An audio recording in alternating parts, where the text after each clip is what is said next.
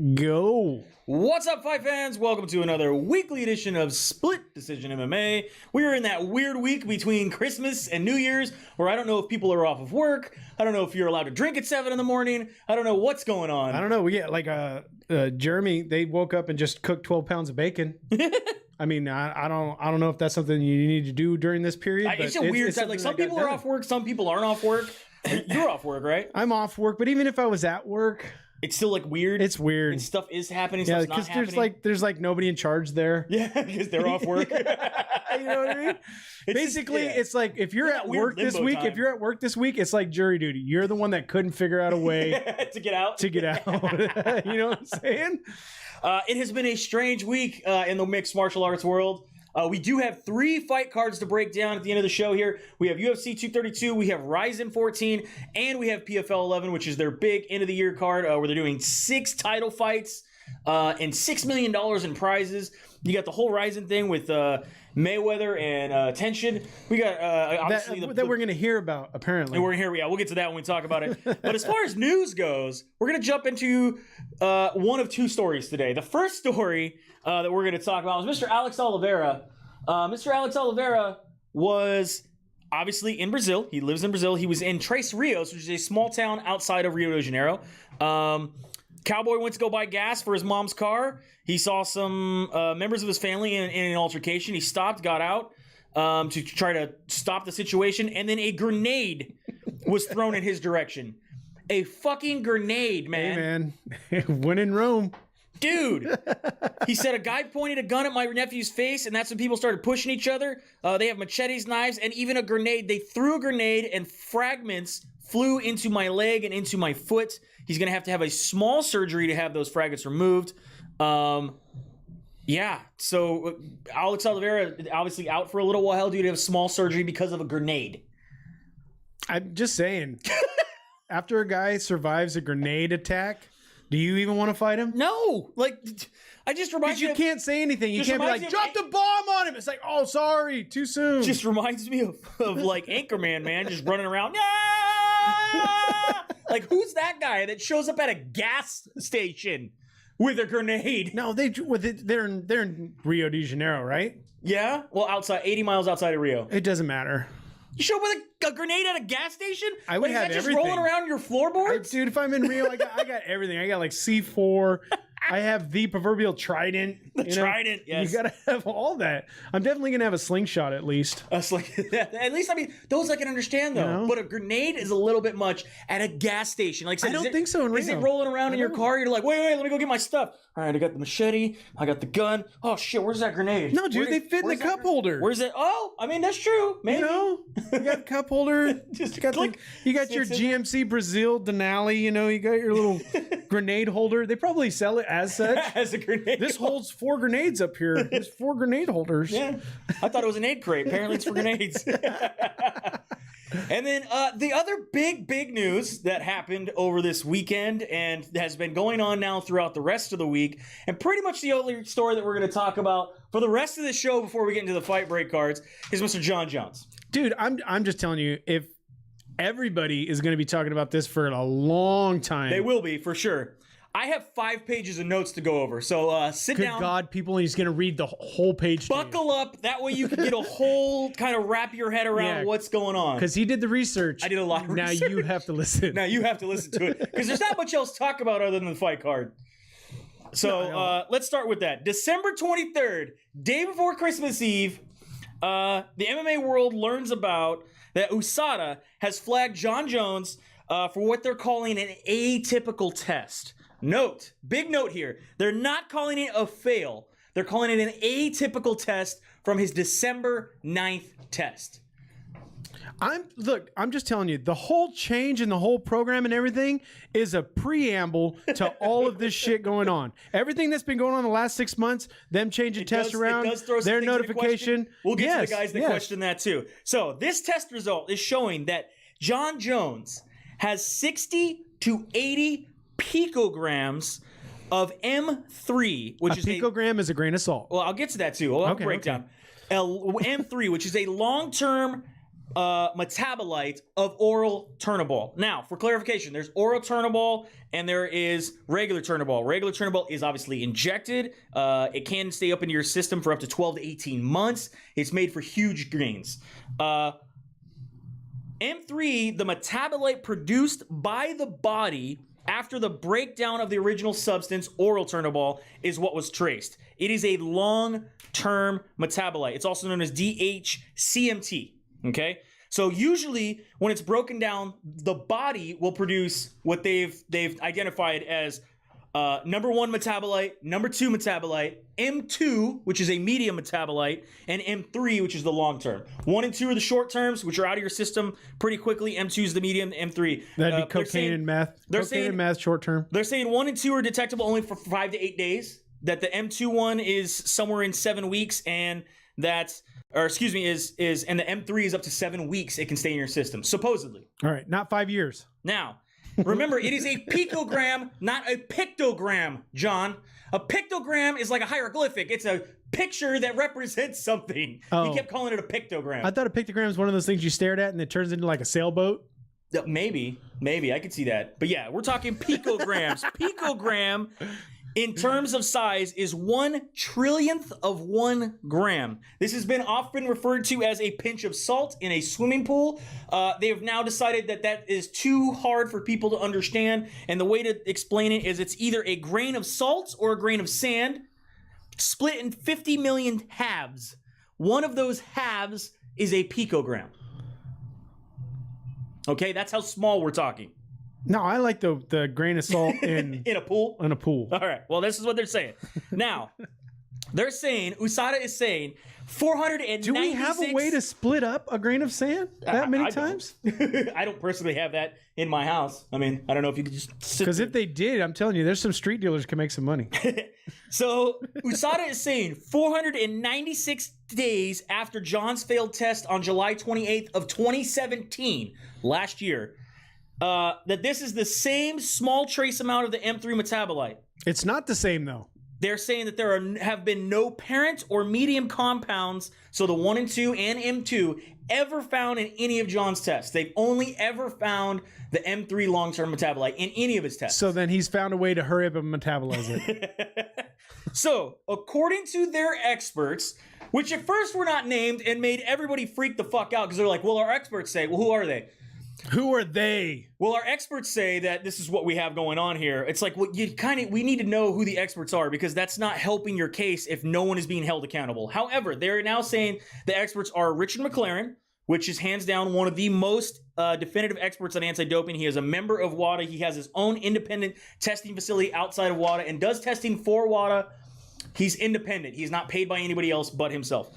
Then, as well as Dr. Larry Bowers, who is the former head of USADA, both these guys have signed off that Jon Jones has not had a new ingestion for the amount that's taken place in his body. For the 60 to 80 picograms that they found December 9th, they're saying, both those experts are signing off saying there is no way that Jon Jones has ingested any more and that it will have absolutely no effect on his current performance. So they're saying that it's so small that there's no way that it's going to have an effect on his performance. Okay, so me, as a governing body, also known as the NSAC, I told him, get your bullshit out of here. Yes, so the Nevada State Athletic Commission says we will not sanction Jon's fight without further investigation and some arbitration, which will probably not happen until March, that with the holidays we are closed. And there isn't enough time to gather the information that we need to make us feel comfortable because something is going on. Okay, so before you go on with that, so with the NSAC thing, I'm also hearing that because he acted so cocky when California offered him the VADA testing, and he said, no, we're going to go ahead and pass on that also had a little bit to do with once they found something, they're like, well, look, bud, we gave you the option to prove that you're clean, and you decided you didn't want to do that. Yeah. So again, we'll get to a little bit later some things that we found out after the fact, more reasoning why the Nevada State Athletic Commission said, hold up. We do want to see some more testing. We do want to talk about the results. We do want to talk to those experts and find out what's going on. And rightfully so. But we rightfully just don't have the time to do it. So the UFC, in an unprecedented move, something that they haven't done before, approaches Andy Foster of the California State Athletic Commission, tells them what's going on, and Andy Foster says, we'll sanction the fight. We have no problem sanctioning the fight because we've already dealt with the Jon Jones case just recently. The July case was what happened in California. We know what it looks at. We know what the findings are. We agree with the findings of USADA. We don't need to do any more testing. We're done. We'll just go ahead and sanction the fight. So the UFC moves the entire UFC 232 card from Nevada, Las Vegas, T-Mobile to the Forum in LA in California. Okay, but my version is, Andy, I got a big bag of money. A lot of people are talking about that.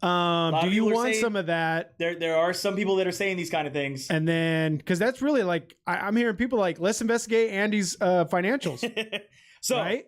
The fallout has and I'm not saying that. I'm just telling you what's going on in forums. Yeah, so this is what we'll get to now. The fallout from this move is huge and it's spread across obviously the because it affects so many fucking people. We have this going on. So to start off with the fallout, we have Dana White and Jeff the Golden Snitch Nowitzki goes on ESPN. Which, by the way, just a little bit about Jeff Nowitzki, that there's been some rumors that have been thrown out about there that he used to work for USADA and all. He's never worked for USADA in his entire life. Oh, there's tons of conspiracy theories that broke out since Friday night. He has never worked. He came out himself and said, "I've never worked through USADA. I've never been hired by USADA." However, he's like, "I am not an expert on anti-doping. No. My expertise is in finance.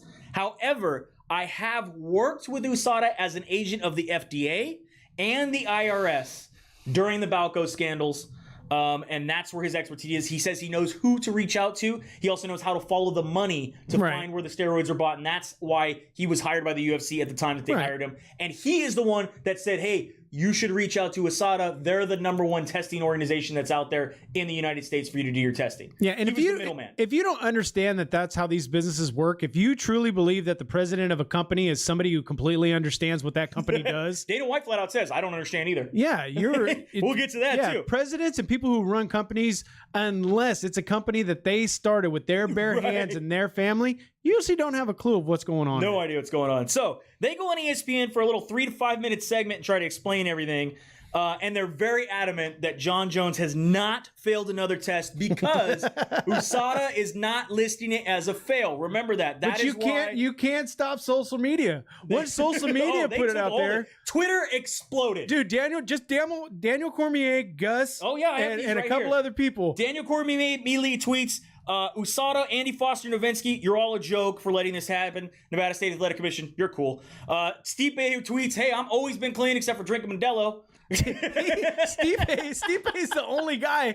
I was talking to somebody about this Wednesday. They were like, so did Stipe just quit? No, man. He's actually had a kid, kind of been doing dad life, right? Gustafson said basically it's no wonder that Jones refused the VADA testing. It doesn't matter if he's on rocket fuel. I'm still going to try to knock you out, or I'm still going to knock you out. Askren tweets. This is one of my favorites. I love Askren as a troll. Yeah. Tweets. Remember when Dana said John would never headline another pay-per-view? Yeah. I mean, it's true.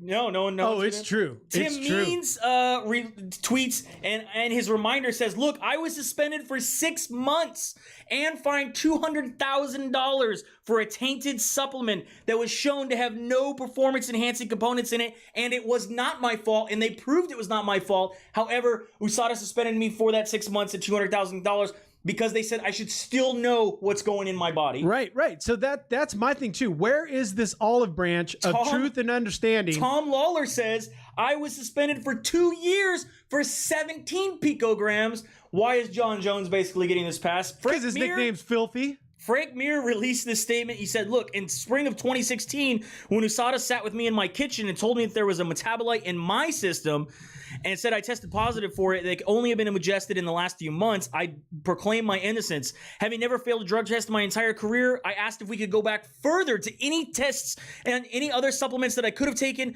previously. They said it was impossible and unnecessary. They were firm that it was only within a recent time. Now, a month and 2 years later, Jon Jones has tested positive for the same substance and the same trace amounts, and they're taking the position that it was from a pulsing effect and potentially in his system forever, and claiming that this is a phenomenon they've seen in other cases. He says 2 things. One, why are they offering Jon Jones special dispensation? And they are second-guessing, they're substantially revising their presentation on their own things. Why is it that I was never given this sort of thing. He said, sadly, my accusation came at a time when the UFC's partnership had not been subjected to the kind of doubt, and now it's going to further cloud new instances. So basically saying, look, I had the same thing happen to me, and they basically told me, oh, fucking well, Mir, guess what, Frank? You got caught. This is all we're going to do. We're not even going to second guess the science. There's no way we're going to second guess the science. See, and then that's been my thing in a lot of forums is there's so many people who rush to support Jon are the same people. If you go back and look, when Mir gets busted or Uberim gets busted, there was no chill. They were like, no, you're dirty. It wasn't in meat. It wasn't in this. You're dirty. You're dirty. There's a long list of people who are supposedly been dirty, had explanations, and nobody wanted to hear it. Nobody wanted to hear it.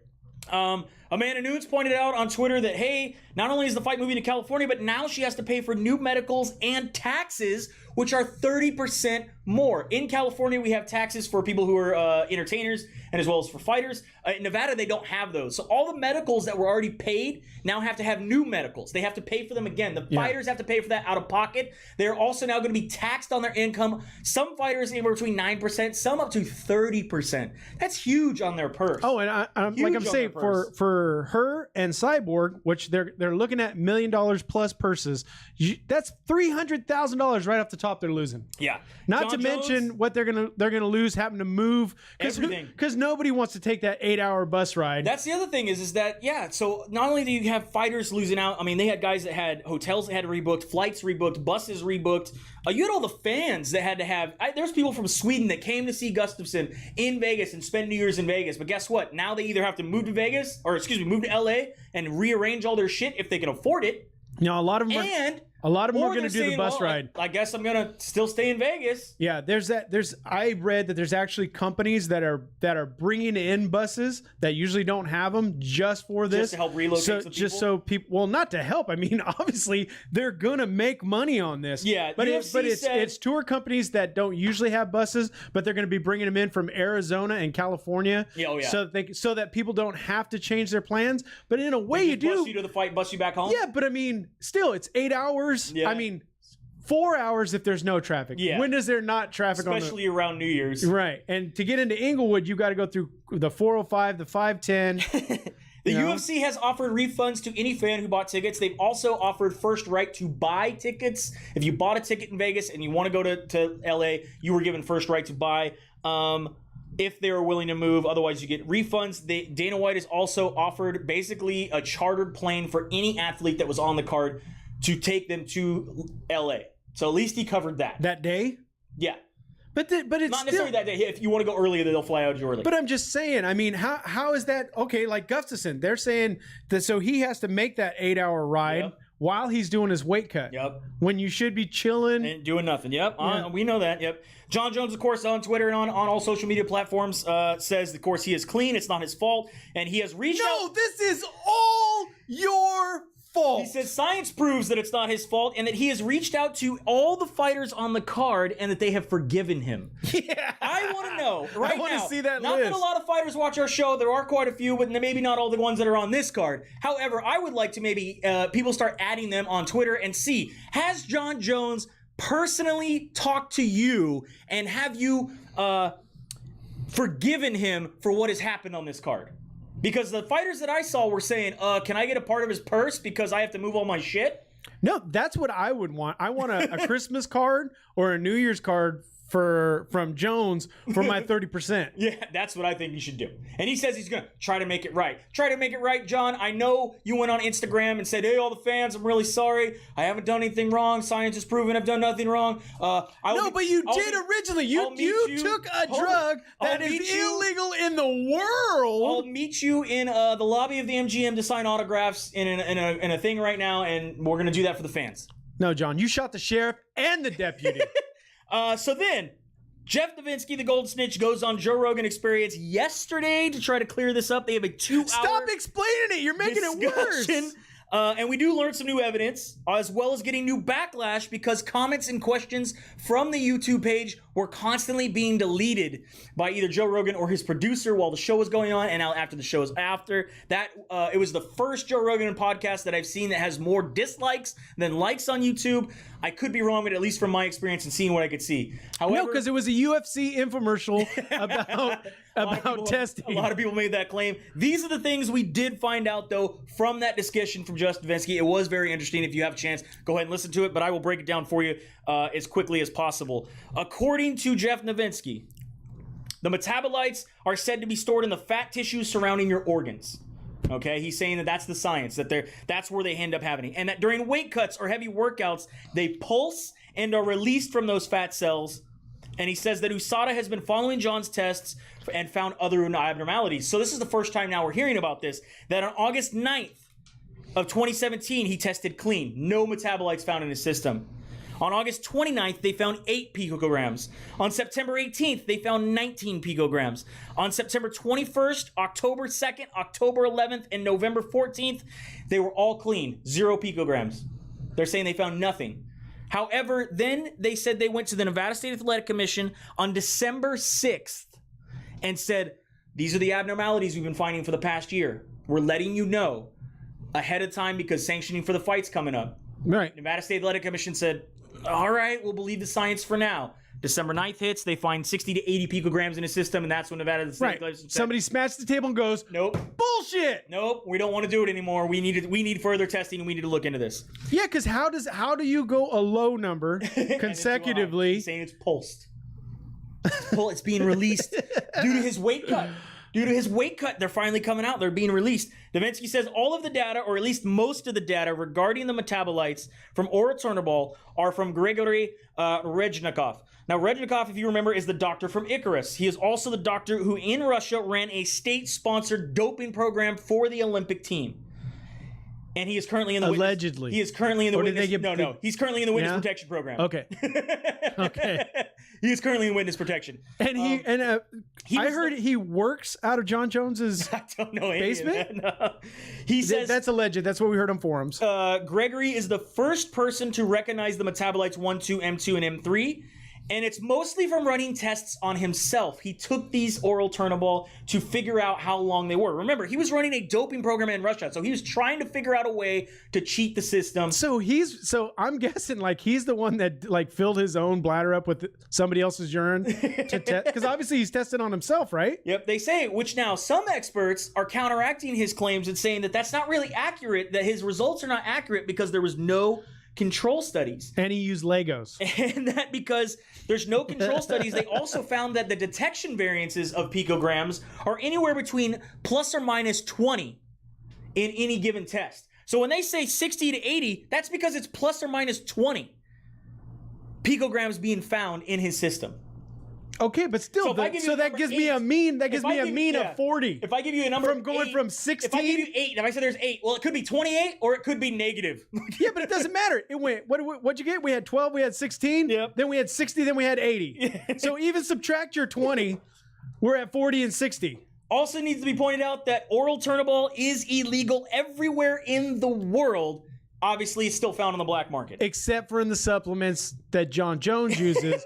Where somebody sprinkles a salt. The testing methods to recognize the metabolites has only been around since 2012. This is a very new science. Before, the levels at picograms were so low that the tests were unable to pick them up. Gregory Reznikov has basically was able to create the tests to find that low level, to find the picograms. Right. Which also supports now all these people who believe that it was something that they were using because it was something that couldn't be tested for. And then all of a sudden now it's tested for, and I wasn't doing it. Yeah, so side note there, after looking online on a lot of reports, I did find a report from the Moscow Anti-Doping Association that reports it will only stay in your system 40 to 50 days. That is their concurrent study. Oral Turnbull only stays in your system 40 to 50 days and its metabolites. However, this other one says no. There is a case study of Colton Houston. So what about the guy who tested himself? How long did it stay? He only wrote one report. What was the longest it stayed in his system? And from what I was able to find and everything that was on there, he says it should only be in your system up to 7 weeks. Okay, not so 497 days. However, there is one case study right now of Colton So that's Houston. one strike. Colton Houston. He is a Georgia State football player. He had metabolites in his system for 3 years. Did they elevate and fall? I will explain that. He had a shoulder surgery. Okay, he was given steroids for the recovery of that surgery. Everything was given to him legally. They were stored in his fat cells. Okay, so when he started to get tested, they were being released. He had them in his system for 3 years. He tried sweat therapies. He tried deep massage, trying to get rid of them. He had even had fat removed surgically to remove the amount that was in his level, to try to get them down to a level to liposuction. Allow him to play. The difference in this case and Jon Jones's case is Colton's never pulsed. At least from any of the documents I was able to find online, they always went down. Okay, that's strike 2. Over 3 years. For those who are playing at home, we got 2 strikes. They went down, and that's no why. Balls. No, everything's been across the plate so far. 2 strikes. Nowitzki says now that this issue is not just Jon Jones related. He said they have seen it in the Olympics and Major League Baseball, where the metabolites have stayed around. I don't care. Tell me if it's happened in any other fighter. He says we have. It is, and also an unnamed sports organization has been dealing with the pulsing effect for the last 12 and has 12 to 14 cases just this year. The organization is not the NHL, but he has not named it otherwise. He says that there is a major American sports league out there that has had issues with the pulsing effect and has 12 to 14 cases this year. They do not want to be named right now, nor will they name the athletes until the science catches up to what is happening. If it's Arizona Cardinals, I'm just saying. If it's Arizona Cardinals, then we're back to Balco. There are rumors that it is the NFL. But I'm just saying, if it's Arizona, remember, Jon Jones's both of his brothers play in the NFL. One of them has been caught for steroids. Okay, but not Turnbull. Not Turnbull. Okay, just saying. But we don't know because his brother didn't play after 2012, right? He retired. He retired before 2012, right? I think he retired. So we didn't test for Turnbull then. Right. Well, they didn't test for the metabolites. Immature. Okay. In oral Turnbull, it could have been regular Turnbull, but it was for something else. However, okay, that was just a bit outside. So 1 ball, 2 strikes, 1 ball. He will also like to point out the case of Grant Dawson. Grant Dawson is a fighter in the UFC. Okay. He just won a contract on the Dana White Tuesday Night Contender Series. He tested positive for M3, the same metabolite Jon Jones has, and a very low level as well. What was his level? He didn't specify his level. They're not going to put it out because it's going to make Jones look bad. He also was let off of his suspension and not put on hold because they could not determine it to be from a new ingestion, and it could have been from before he signed to the UFC, and he may be having the same pulsing effect. No, they didn't do nothing to him because they already knew that this whole snafu was happening with Jones. This whole thing's been going on for almost 7 months. If you go back, if you look at before that, it's going back since August. Yeah. No, but I mean, when they slow played it, they're like, hey, you know what? From now on, we're not going to tell you when somebody's dirty, and we're not going to just come right out until we get to the bottom of it. So basically, what they're telling you is we've got Jones in a problem. Dead to rights. And again, I wouldn't say dead to rights.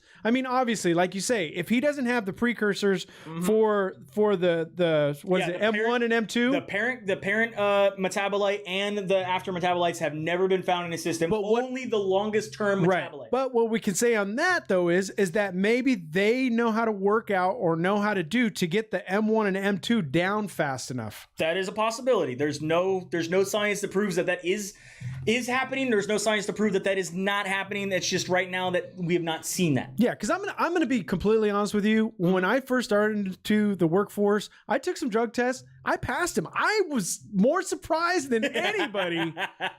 But it happened. But it happened. So now we also have a big online theory going on about microdosing. Microdosing is taking small, minute doses of something so that your body slowly builds up that natural production of that thing to help your performance. However, Nowitzki wants to shut down that theory because he's saying microdosing only works on endogenous substances, which is those that are already made in the body. You're injecting something your body already makes to increase the level of production. Right. And sometimes that actually causes an adverse effect where your body will just stop creating it. Yeah, that is true. However, Turnbull is not something, it is an exogenous substance. It is not something that is made by the system. However, there is a theory going on about a new substance called mibolerone, okay, aka the check drop, CD or MIBs, if you want to be on the street slang, CD or You got any mibs?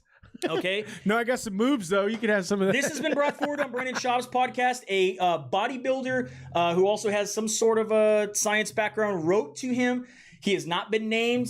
Maybe people are going to have to investigate Mr. Brendan Schaub about that, but he was given this information and he read it on one of his podcasts. Brendan Schaub's a reporter, my friend. He does not have to give up his sources. He says that basically this is a new system. I mean, it's not new. It was used in veterinary science. It's now being used and it has adverse effects to your liver if you look it up. It will definitely cause liver failure pretty quickly if you're taking large doses. However, he is saying that bodybuilders and powerlifters specifically are using micro doses of this, even though it is an exogenous substance. Micro doses of this drug, because it is out of their system within hours. However, it does leave trace amounts of oral turnable in it. It will increase your aggression and strength for a short period of time. That's why these guys are using it for powerlifting and competitions, because they need that strength immediately. It's not for gaining strength over time. It's for immediate action. It's out of your system. So like within if you hours. had to get through 5 rounds of 5 minutes real fast. And that's what they're saying, that it is a possibility. Again, no one can prove this. It is a random out there tinfoil hat theory. He was taking check drop, the CD, the MIB, whatever you want to call it, before his fight with DC to give himself that little edge, extra strength, extra endurance, extra aggression. They're even saying that it goes back as far as when Mike Tyson fought Evander Holyfield, and the reason why he bit his ear was because he was on this. It is out of your system very, very quickly, but it does leave behind oral turnable metabolites, and that could be still pulsing. Would that explain like the whole debacle when he went nuts? They're saying it explains from the back. He took that when he fought DC. Are you listening, pussy? Are you listening? That's when he tested still positive. There, pussy? The metabolites from that drug are what are being found because they do turn to oral turnable. Again, it's just a random internet theory. There is no science to back it other than what this has been found. He did continue to say, Jeff Novinsky said, look, Jon Jones has failed 2 times before with other substances. That is a fact. However, the fact is that under arbitration, they were found not to be intentional. Arbitration. They are not intentional. Arbitration is where people come and take your trees. Yeah, it's trees. Yeah, not arbors. Arborists. They're basically saying that under oath, he has been proven that he did not take them intentionally, and he already has been suspended and lost money because of them, that you cannot consider him a cheat anymore because of those things. He still cheated the first 2 times. You're a cheat. Once you cheat, you're a cheater. But because he was found not to be taking them intentionally, you can't say that he's a cheat. No, I'm just telling you. I've been painting a while. I suck one pedo. I'm a pedo sucker.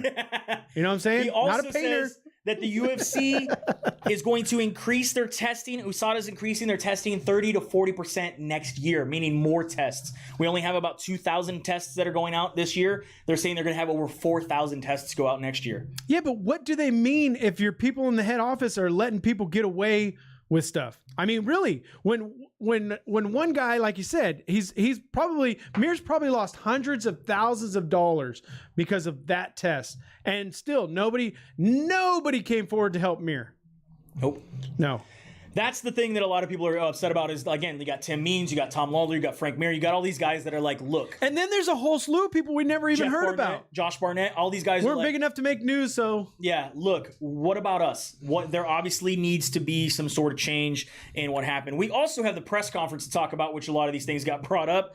The press conference was a very rowdy press conference. How come nobody gets mad about the way that he treated that girl? Well, we'll get to that. That's in here. So, very rowdy press conference. I don't know what your notes. I didn't have time to look at all 5 pages. A lot of people yelling, a lot of people shouting stuff out, a lot of people not letting a lot of people talk. Ariel Helwani asked who the experts were that signed off on this.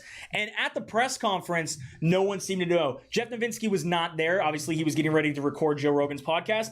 And even that Andy Foster, Ariel Helwani asked Andy Foster point blank, there was no definitive way to tell if it was from a recent ingestion. They were just going off of what it doesn't look like. And he said, yeah, that's true. When he pushed Dana and Jones for who the experts were, Dana White immediately was like, I don't know. You got to ask Jeff Novinsky. Don't ask me. I don't want to answer this. Jon Jones says, I might be able to answer. And he goes, no, you won't. You need to have him talk to Jeff. And Jones goes, yeah, I got to listen to my boss. You guys got to talk to Jeff. So at least now, though, you've done enough, John. At least now, though, We do know the two experts. Again, we talked about those earlier in the podcast. Right. These are two guys that are very well respected in the drug testing organization or anti-doping. Trying to go back through everything here. That's obviously Richard McLaren and Dr. Larry Bowers. You can look them both up. Both of them have very well credentials. Everybody's basically saying, look, if these guys would not put their careers on the line for Jon Jones, they have nothing to gain from Jon Jones fighting. But they have nothing to lose by backing him. Correct, but that's why they're saying, based on our science, we're willing to back. But I'm just saying, for anybody to say, why would these two guys step up? Because they have nothing to lose by saying it. They have nobody that can come forward and go, you guys are full of shit. Because like you already said, there's nobody that does any type of studying because it's not a legal fucking drug to study on people. But from what the science they do have, that's why they're saying it's not. Yeah, I'm pretty sure they both got gift cards from Target. I can't prove it. Also, a reporter from Finland asked Jon, why is this the third time we're having to talk about your drug testing instead of your fight? I thought it was Mackenzie Dern just changing her accent again. Jon Jones got pissed, told her she sucked, told her she needed to be a better journalist, said next question, said that she needed to have her mic taken away. The crowd went crazy, started booing this poor lady. They shifted the question to Dana. He says, you got to talk to Jeff Davinsky. The guy who's not here. The question shifts to Gustafson. He says, look, it is what it is, obviously. And basically, they basically shut this woman down. Where was the Mixed Martial Arts Journalist Association or organization or whatever, MMAJA? Where was that bullshit? The ones that felt so bad for Ariel Helwani, who's one of the heads of that. Ariel Helwani. No, who's the one that got who her husband beat her? Oh, Ostovich? Yeah, so everybody cared about what happened to Ostovich. This woman gets pretty much faced. Yeah. And not one person defended her. All Ariel Helwani was tweeting, man, this lady's got some really good questions and she's being treated badly.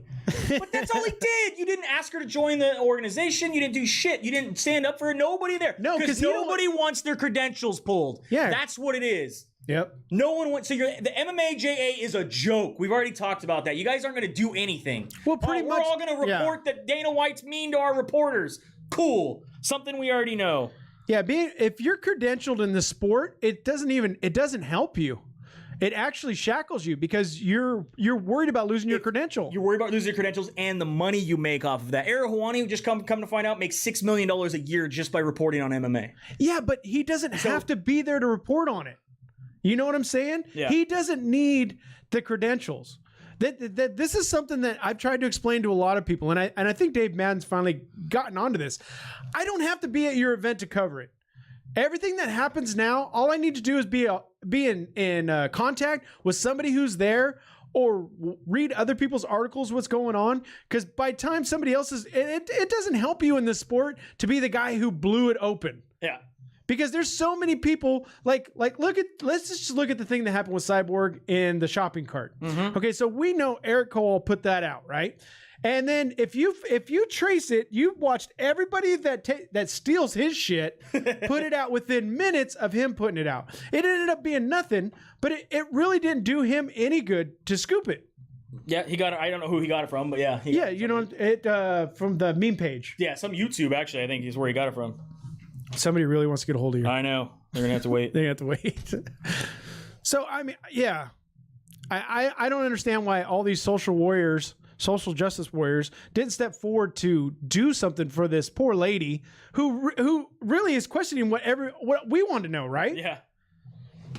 Is it bad? No, I have no idea. Did they die? I don't know.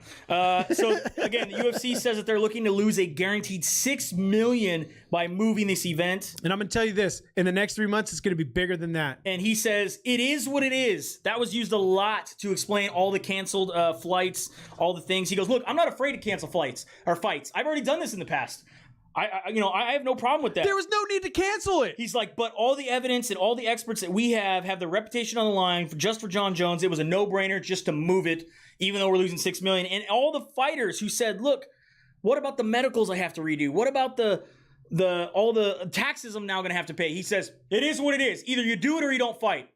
Or even this, you know how take it or leave it. Look, like New Year's Eve shows, they could have done every fight in Vegas, and then for the big one, we're throwing it to California. And then just have those two guys fight in California in a smaller venue. Even up here in San Francisco Pavilion or something. You know, the Cal Greek. Palace. The Greek. Cal Palace. Yeah. Yeah, so Dana White basically says it is what it is. You got to deal with it.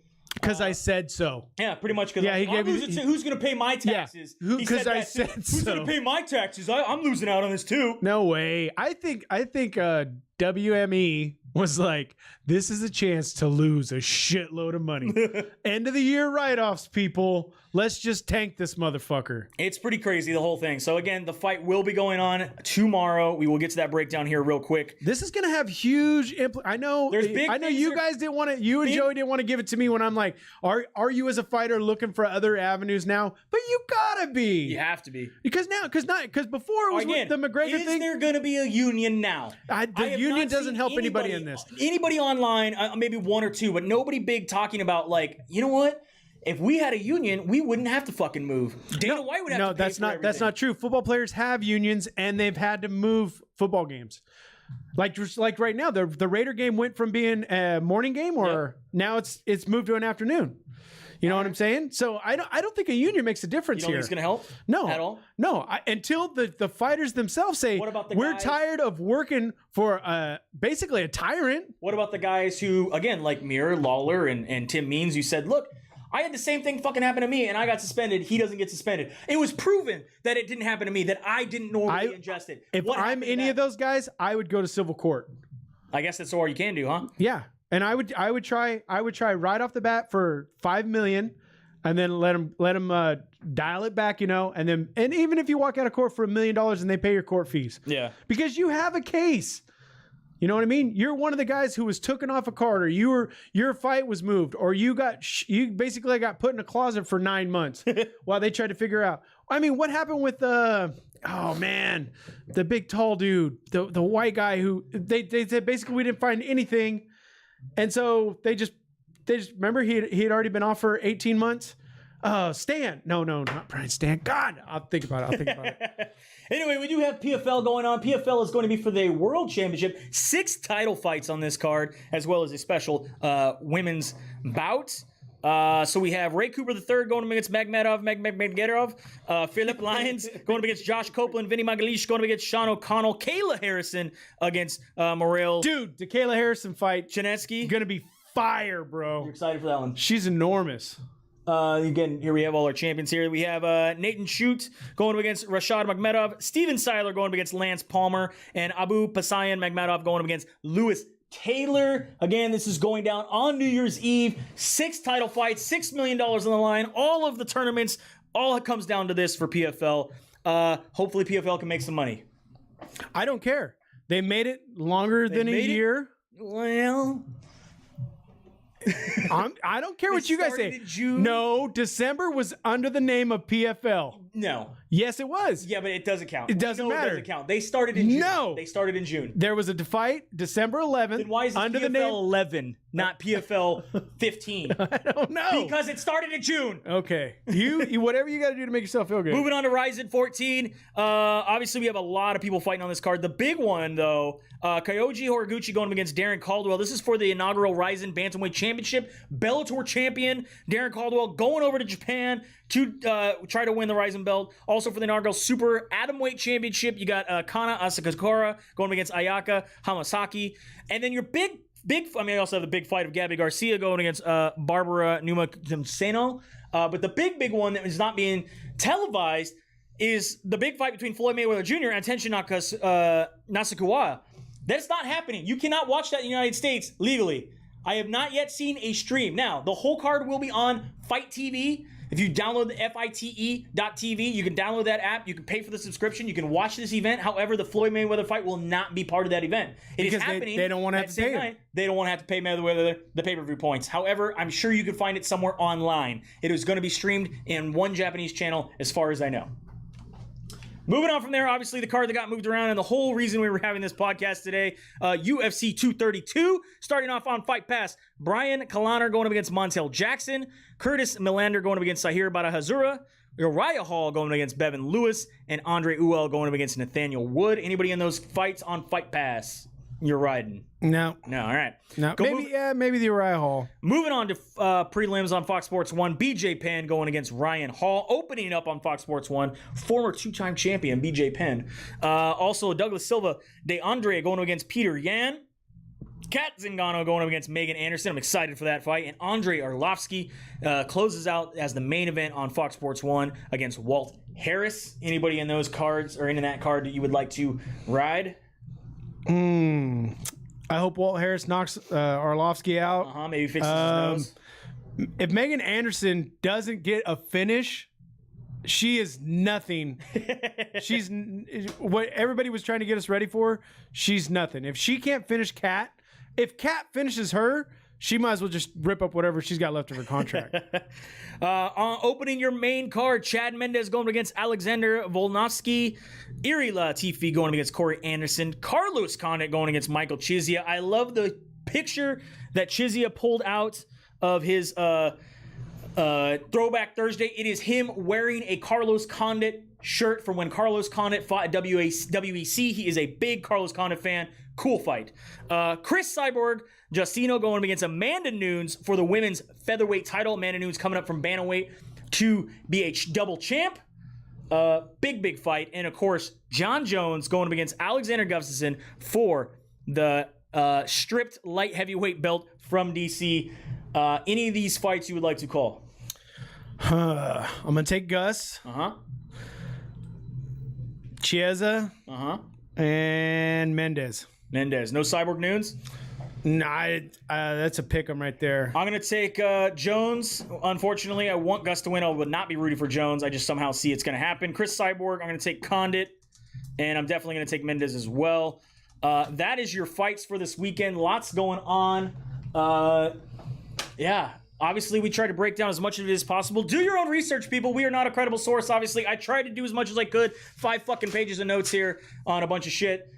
Listen to a lot of podcasts, listen to a lot of shows, watched a lot of stuff, press conferences, all these other kind of things. It has been pretty crazy. It's been nuts. Buy yourself a shirt if you haven't already. Shirtskill.com/SDMMA. Pick up your Fight Night and Chill. Pick up your Pride shirt and your OG Split Decision shirt. Make sure you get on board. Get on a strong board. Strong Board Balance. We did the tea last week. But I think it was in our story, so... It was in the story. If you haven't checked it out, maybe at least post a picture. We'll try to do it again another time. It didn't save the video to your phone? I don't know. You should check. I just have the pictures. I screenshotted it. And then Dependable Solutions, right? DependableSolutions.net. Check out Dependable Solutions for all of your credit card taking needs and save up to 70% in your credit card business. Once you did find out, did you guys look into it? We are starting to look into it. So, oh, really? Yeah, we will definitely see what it can do for you? See what we can do. And since this is our the New Year's card, New Year's show, so we will see you next year. Yeah, we'll see you next year. Let's throw some fireworks. Oh, happy New Year! It's not fireworks. Oh, there's the fireworks. Flames and fireworks. That's a little crazy. And sound. And then I found an old MTV. There we go. Yeah. Dun, dun, dun, dun, dun, dun, and we will see you at the fights. Maybe. They're not gonna let us in anymore.